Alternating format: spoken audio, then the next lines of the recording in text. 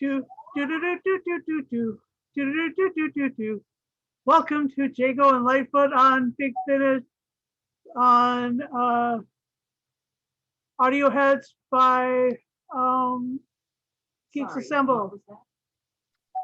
One moment, I'm gonna pause. And we're talking about Jago and Litefoot Series 3, Jago and Litefoot, Jago and Litefoot Series 3. And it's Trevor Baxter and Christopher. And I just, I can't get enough of this. These two are so adorable. They are positively, they're quintessential English. They're positively perfect and puffy and stuff. Yes, I love their interplay, and so we go on with these two wonderful gentlemen, and in this one we have another Doctor Who alum. Leela's in from Gallifrey. She comes in from Gallifrey because Romana's the one who sent her. It's pretty cool. Anyway, I just wanted to find out what Lee thought of this box set and these 4 stories. And yeah, please tell me. Well, you can't do anything wrong with these box sets. I know these are a few years old now, but they're so enjoyable to listen to. They're a mixture of mystery, murder, horror, with a touch of, say, Doctor Who, touches Sapphire and Steel, sort of mixture. And then you've got the main characters, the doctor, the professor, should I say, and everybody seems to think of Jago as the bumbling Jago, but he's not. No. He's not. He's not. But that's where he comes across, the characterization. But he's not. Four amazing stories set in Victorian times when they're not seen through the ethers of time into the future. Right. Tell me about that. What was that? It was. Hold on. That was. Let me get the things out so I can. Yeah, please tell the covers of the individual ones. Well, I mean, like 4 stories. I mean, the first story by Justin Richards, Dead Men's Tales. That's a story of the wet men rising from the River Thames. But turns out they're ghosts, not from the past, but the future. They're not ghosts. They're zombies. Yeah, zombie. So that's how I think it was Jago who stated, "Are we seeing ghosts from our future?" So, that's right. Well remembered line. Yeah. A very good story. Well acted. But there's then you've got story 2. I'll just quickly go through the different ones, and then this one's by Matthew Sweet, and that's The Man at the End of the Garden. I like these individual covers. They're just quite quaint covers. And this one's when I first heard this, I thought, oh no, this isn't going to be a narration story, because it's like a woman telling a young child a bedtime or a fairy story. But then it goes into the drama, and then you understand it's intertwined with the Jago and Litefoot story. This one is very Sapphire and Steely, Yes. which I enjoy. Anything Sapphire and Steel, it gets me first go. Very, very good as well. So I can't fault any of the acting in any of these. Now the third one, by John Dorney, Swan Song. Cover there of I think that's supposed to be Alice. I think one of the characters in the wheelchair. Yep. That one as well is time breaking through. It's from past to future, both breaking through at the same time. Turns out it's what did Jago? I was going to keep going to Jago again. Did he say the spirit of his theatre? Yes. Yeah. So that was quite an interesting story. And then lastly, last story by Andy Lane, where they come across the sort of villain of the piece is Payne. Payne, Elliot Payne. This one's called Chronoclasm. Yep. With some golden spheres, not silver spheres, golden. It's amazing how Doctor Who stories turn spheres into dangerous, super dangerous things. I mean, this one, you feel sorry for Lightfoot in this one because everything goes against him in this one. Yeah. You know, his house, then Ellie's pub, and Yes. it seems to be following him about. So that was just a quick go through the 4 different stories. Well, back to you. Okay. Well, it was good Leela was around because she had the device that was going to discover where these breaks in time were, and it looks like this Payne who was from 2,000 years in our future, and you know, I know that that we'll have either conquered time travel or, you know, things will be well on their way towards time travel by then. Mm-hmm. And Hopefully, fingers crossed. But like so many of the people in Stargate and in other, you know, quasi-accurate science fiction, the minute his wife ends up at the event horizon of the black hole, basically she's caught in time. She's stopped. Like the time dilation is so extreme by that point that she cannot move, that you can't pull her forward or push her because you put your hand in and you're stuck in time. It's just the way it goes as the accretion disk of a black hole becomes the event horizon. A brilliant scientific discussion, and actually really well played out because it does bring the shipwrecked sailors from the future in, and their shipmate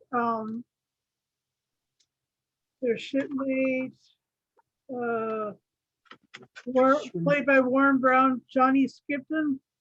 Yeah. He's pulled into the Victorian times of the present of. By the way, this is set in Victorian times. Okay, back to my statement. Yeah. He is brought from the 40s into the 1890s or 1870s or whatever time this happens to be, and it's all set in London's shipping area, the port of London, and Leela and Ellie are, you know, playing barmaids at each other's. Leela plays a barmaid, and Ellie and her switch bar jobs for a day. and or a couple days, and or a while, just an investigation time. And Ellie teaches Leela how to pull beer and how to like mix drinks and stuff like that. And so, and Leela enjoys learning that and puts on this accent, which is just a. I mean, the way that Ellie is so down to earth, and I just love it. I love the way that character is written, and the character is performed, because Lisa Bowerman just eats it up. She's just so good, and then Louise, was able to, in Leela's voice, also put on the Cockney and the pirate, and the Jago and Litefoot put on pirate voices, and so it's all about accents. And a lot of our conversations recently have been about accents. But the one thing I remember so much about Jago is that he's always saying, "Oh, quarks," and I think that's Corks. Am I Yeah. right? Yeah. Yeah. Anyway, and then he's also says, "Oh, lummy cork," and I just, those, when you catch a lot of that, that's him. Anyway, it's so fun. Uh, so what were your favorite moments in the first one? Well, you've mentioned you mentioned it. It's Leela being a barmaid. Uh, Oi, leave it out. And then, I think it was Professor Lightfoot didn't realise it was Leela. I'll take your guts for God, guts Yeah, for something about the dog and yeah, dog's food, or oh my God. Why are you talking like that? Because Ellie's told me this is how you do it. But so that was brilliant. Yeah, and the portrayal of the dead men, the wet men, should I say? Yeah. The voice acting in that was sort of like faintly reminiscent of. I was trying to think of one of the Caribbean films, that where the gargling sort of voice and the. Oh yeah. From I couldn't remember which one it was. From the ship, the Flying Dutchman. Yeah, but it was slightly reminiscent of that, but it wasn't a total rip off. I mean, I don't know if this was before that or not. I don't know, but the performance of that, and as of the character Johnny Skipson, Warren Brown, where he he makes the ultimate sacrifice at the end. Yeah, he does noble sacrifice. Seriously cool. Yeah, it's a cool tale. It's a good start to this 4-story box. I mean, this is only box set 3. Yeah, box set 3. Yeah. So and the writing and the acting in it is just superb. Yeah. Okay, let me go on to the second story. Okay. Let me just move along to that. Put that over there. Cool. Okay, the second story is about a kid named Clara and the fairies, and the fairy is the guy at the end of the garden, and he gives her a book. And it's kind of like the Death Note book. It's like it has supernatural powers. You write it down, it comes to pass. Anyway, she writes the story, and basically, her mother, Eleanor, has locked her in a box and given her the book in order to protect the book and to protect her. And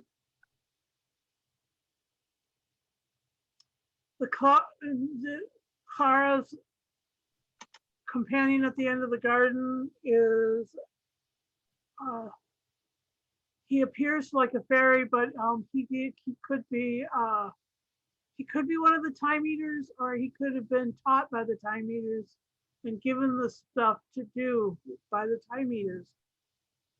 And the time eaters may be the people that were coming from the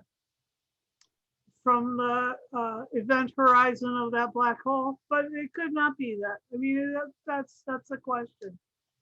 And yeah, so I mean, it was. I mean, because of the treatment of the kid, I just felt like, wow. You know, you hear about kids who are abused, who are locked in closets and stuff, and Yeah. here she is. I mean, I just feel really terrible. Somehow it's really, you know, it touches on those super dark things, and I don't know. Yeah, rough. Anyway, um, what's your take on the second story? Yes, this one's the out of the three stories. This is the most fantastical one, most strange one. Yes. As you say, with the book, and locking the girl up in the as you said, the box or whatever it was. It was Almost very steel cage, right? yeah. But it's it's a strange one. This, I mean, I enjoyed listening to it. Yeah. But it was a bit. I don't know. Was it too far out to follow? If you know what I mean, to follow the story. Was this the odd one out in the box set? What didn't really fit in? No, it did. Yeah, that's what I'm saying. I'm thinking because each story is a separate story, but only a connecting element is the time breakage. What Leela's looking for in each story. But the way this story was told is very different to the other three stories, shall we say? Yeah. And for me, this was um, more Sapphire and Steel. I keep going to Sapphire and Steel because it's a good example. I know. You nailed it.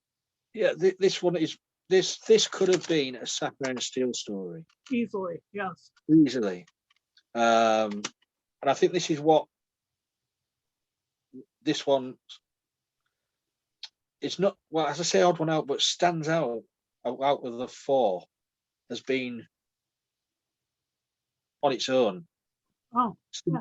I singled that story out on its own because the other three seems to work as a running story. This one somehow just stands out a little bit more for being more weird, being more out there.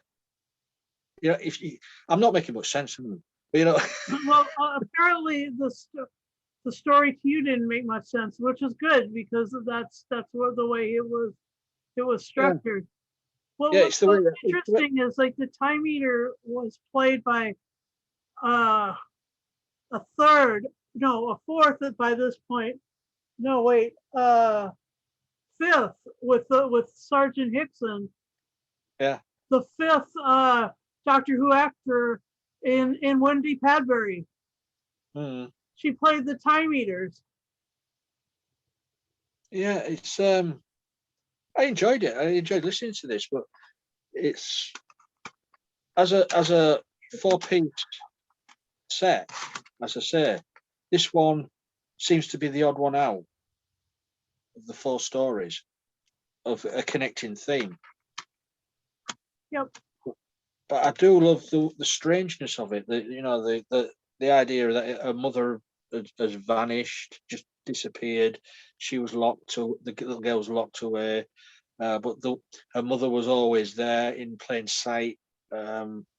She was just hidden from everybody. I think this is so a fantastical story. It's just Yeah.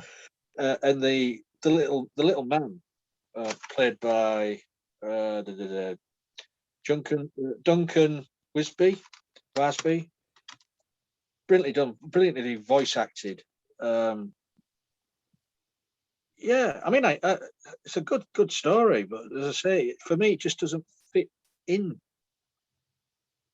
Maybe they did it like that. I don't know. Yeah. I don't, maybe it was done on purpose. Don't get too comfy when you're listening to these. No, I know what you're saying. It is really um, uh, a little difficult. And here's that cast. Yeah. Oh my gosh, like the little kid and of course Leela and stuff, and I don't, and Wendy. And, yeah, it's just um, it's definitely different. The the fact that they yeah. Anyway, so let's move on to the third one.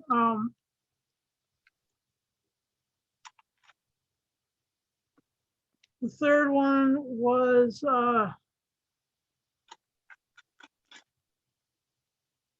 Swan Song. Swan Song, Yeah. and it's got a girl who is suddenly visible in a chair, Mm. a wheelchair, floating in the middle of the theater, and then you know how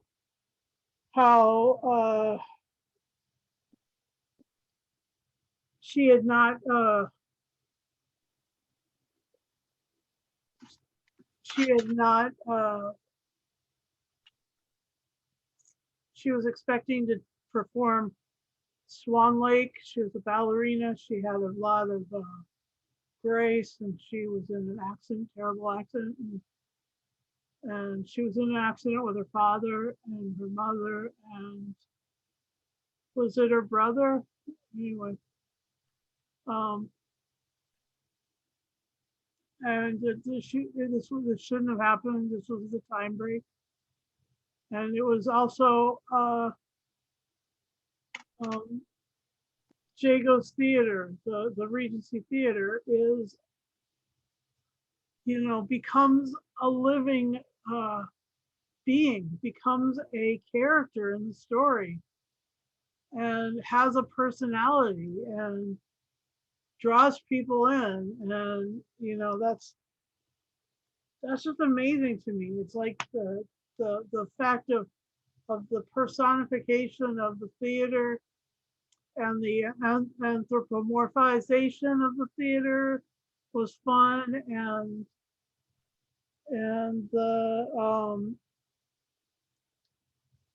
the the fact that there was you know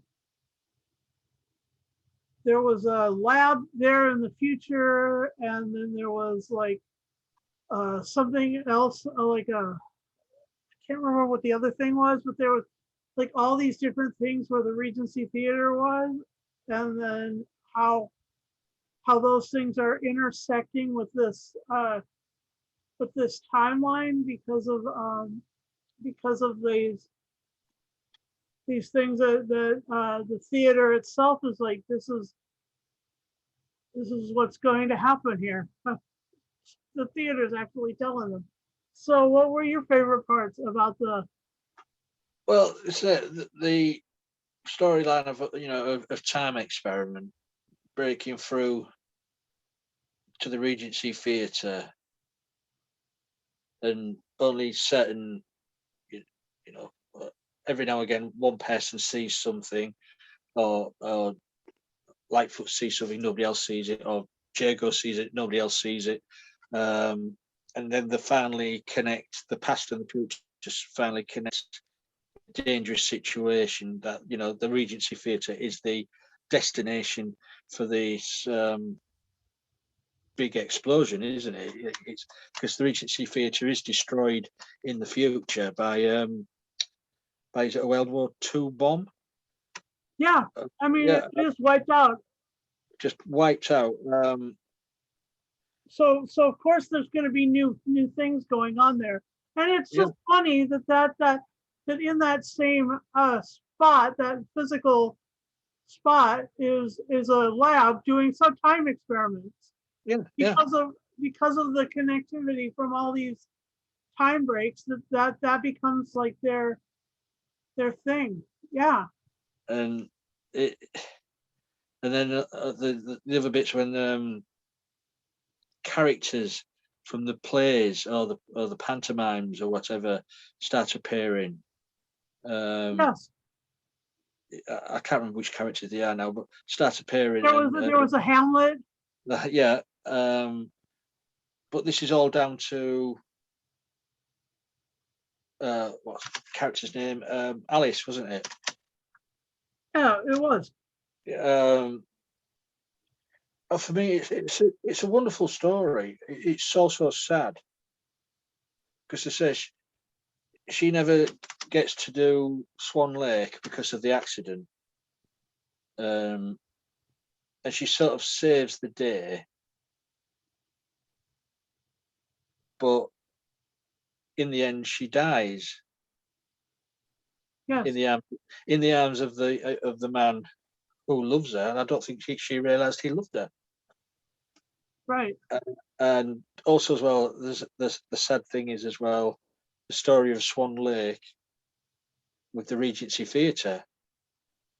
It's performed at the Regency Theatre several years after Jago's death, which is stated in it was performed there, and Jago never got to see it. Yeah. So that was the theater had been his from the beginning. Yeah. So that was a sad thing that that Swan Lake he'd never got to see it. He was performed there about 10 or 20 years after his death. Right. So yeah, it's a very well written story. I enjoyed this one. Action, supernatural, sci-fi, all rolled into one. Yeah. Yeah, I like the personality of the theater coming through. I thought that was that like some other places that have made their locale, their setting a character. This is really that, and it's really fun that way. So yeah. Yeah, it's a good one, that one. And then we're on to Chronoclasm. Is that what it's called? Chronoclasm. Yeah. And here we meet someone who we meet with the 13th Doctor. Recently, we met Nikola Tesla, but we met him first. Leela and Jago and Litefoot met him first. He was called the Little Man for a while in the story. They didn't let on who he was till the very end. Yeah. I was like, oh, cool. And you got to see Elliot Payne with some time bombs, and you find out the story that I told you at the beginning of this. And so what were your favorite moments in this? Well, I think I mentioned at the beginning of the cast that some of this one is, Professor Lightfoot, these golden spheres crash through his house. He loses his house. So he moves into Ellie's establishment, and they come crashing through there as well. So that it destroys that. And then you got two Jagos. Yes. True. One from the present Victorian day, and one from the future a few hours before or days before from the future. Yes. So we've got two Jagos. Oh, lummy. Um,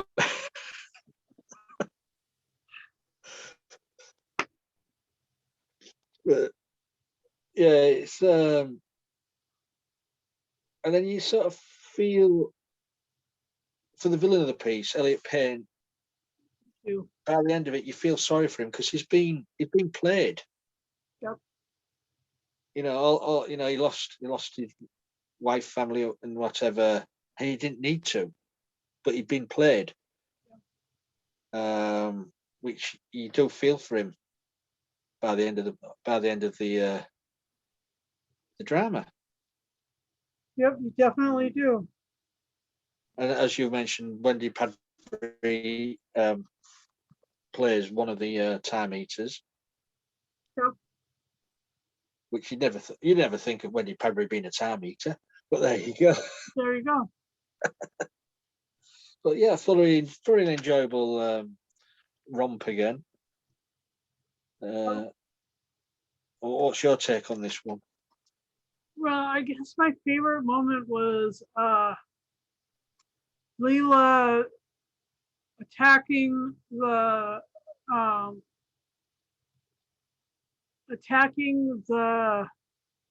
creature that was there, that they were like was one of the reverberations through time, and because I've noticed this a lot, I noticed that Chewbacca did it in Revenge of the Sith. Leela jumps at him, shouting the Tarzan shout, you know. Oh, go Leela, go Leela. That's all I gotta say. Leela was such a beautiful character, and then and I loved how she was, you know, through this. She was so forthright, come to terms with situations. She is, you know, not bothered by gender roles, by emotional roles, by power structures. She's a person of honor and a person of grace, and she's a hell of a fighter. And the way that she is with Jago and Litefoot, you know, and apparently when they went into the studio to do this, it was just like nothing had transpired over the 20 years or so that they had. 20, 30 years. Yeah. It's just so cool. So I mean, I just love these characters. I love Jago, all Yorks and Corks and Lummy and Professor Lightfoot, who is quite posh, and then there's Leela, super forthright 17s warrior. Anyway, super cool, and then like at the end, tell me about the very end. What was that? The very end where Professor Dark turns up. Yeah, what the heck is that? Well, Professor Dark. He sounds like the a certain Baker regeneration of the Doctor. Yeah, it's a Colin Baker. Uh-huh. No. Super yeah. Now, is he Professor Dark or is he the Doctor? I don't know. This is a big question. Who knows? And isn't it fun that you know, that he's called Professor Dark? I mean, like, that's really cool. And also as well, because we assumed that Leela was going at the end of this series. Yeah, she was all set to leave, and then all of a sudden she can't leave. So now she's going to be in series 4. Yeah, that thing that they had like in the Invasion of Time, the one on Gallifrey.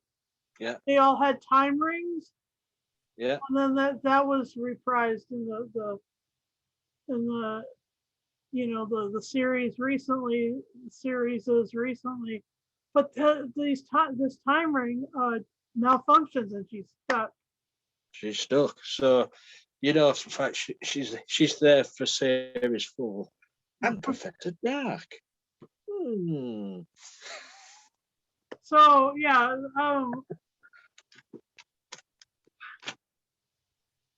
thanks for like reviewing this with me, Lee. Let's do our final say and score. You want to break it up or you want to do it all? I'll break it up if you want to. Okay. We'll start. Let me see. Hang on. Let me get these. What about Deadman's Tales? Justin Richard. A good start to a good box set. Eerie. Fantastic writing. I'm giving this one. I'd give this a 7.5 to begin with. First story in the book set. Okay. I'll give this a 9 out of 10. I really enjoyed the interplay of Ellie and Leela, and I mean, for me, after listening to so many Bernie Summerfield audios, Bowerman, sorry, could do no wrong. Lisa's fantastic, brilliant, and okay, and so then we're going to, The Man at the End of the Garden. So I enjoyed this. It was weird. It was strange. This is a 9. Yep.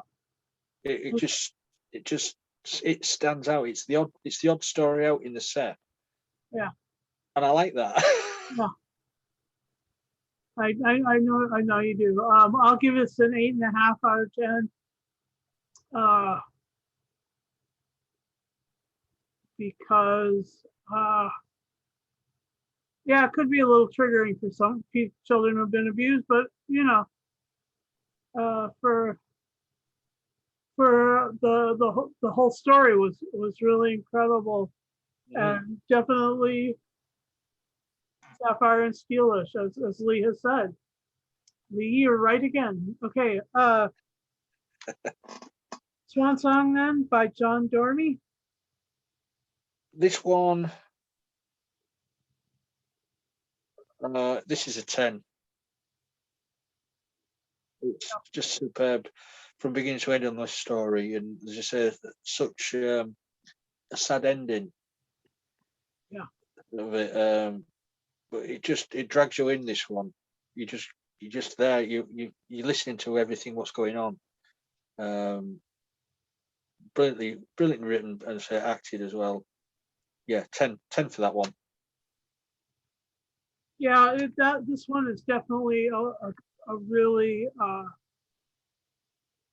rich tapestry of science fiction and fantasy and theater, and so I'll give it a 9.5 out of 10. Yeah, definitely. And then Chronoclasm by Andy. Yeah, I certainly enjoyed it. But I'm going to give it the same score as I gave it to Deadman's Tales. I'm giving that a 7.5 as well. Not bad scoring, 2 7.5s, a 10, a 9. So yeah, 7.5. Still a good score for me. So good. And so I will give this one I'll give this one an 8.5 out of 10 also. So I went 9, 8.5, 9.5, and then 8.5 for my scores, and I would give the whole thing, of course, a 9.5 out of 10. There's no way that it's lower than that. It's so good. And do you want to? You've got to worry. If I give anything below a 4, you know it's a poor. Right. So tell me what you give the whole thing. The whole thing. What did you give it, a 9? 9.5. Yeah, I'd give that as well. I think I'd give it a 9.5. Okay, good. Yeah, Well, even if one story got a 10, but the full box set's a 9.5. right. I know. It's true. It's just the way things fit together. Yeah. We're not good at maths.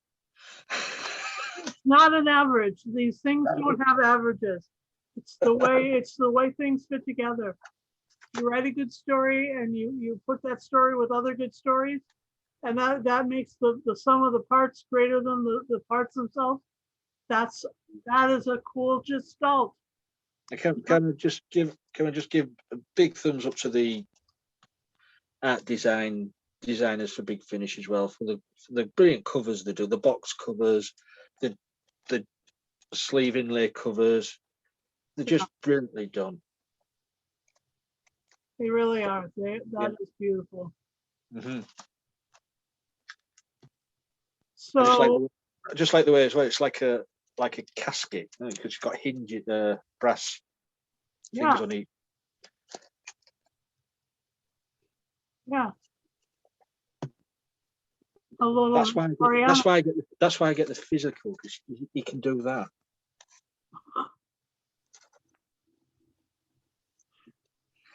Well, I'm a file gal, so yeah. But the cat's not here today, so Be careful. Your cat will get jealous of your.